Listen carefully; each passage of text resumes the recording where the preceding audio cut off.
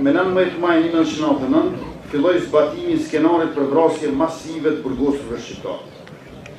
Forcat policore serbe bashkë me gardianët e burgut dhe me disa nga të burgosurit më kriminal serb do të shtinin me armë dhe bomba ndaj të burgosurve shqiptar 65 ditëve në vijim. Kësaj me 24 maj 1999 nga rreth 980 burgosur shqiptar sa ishin grumbulluar në burgun e Dubravës, një u zhduk, pra u Kshënhoti, që edhe sot vazhdon të jetë mes të zhdukurve me dhuk,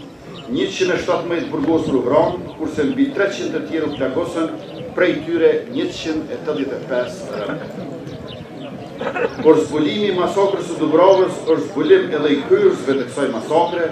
I planifikuesve të skenarëve të saj, I urdhërdhënësve dhe I zbatuesve. Të 117 vrarët në këtë burg, varët e tyre dhe mungesa e tyre mesnesh janë dëshmia më e pamohueshme këtij krijimi shtetëror.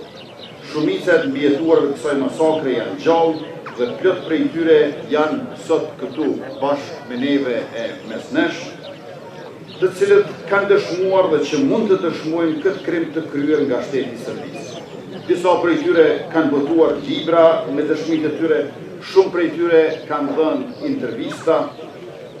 dokumente, fotografi, të tjera fotografi satelitore të vendeve të NATO-s, po ashtu mund të shtohen si dëshmi të pakontestueshme të kohës për hetimin e skenarëve të këtij kapitulli kriminal të projekteve të Serbisë për spastrim etnik dhe gjenocid në Kosovë.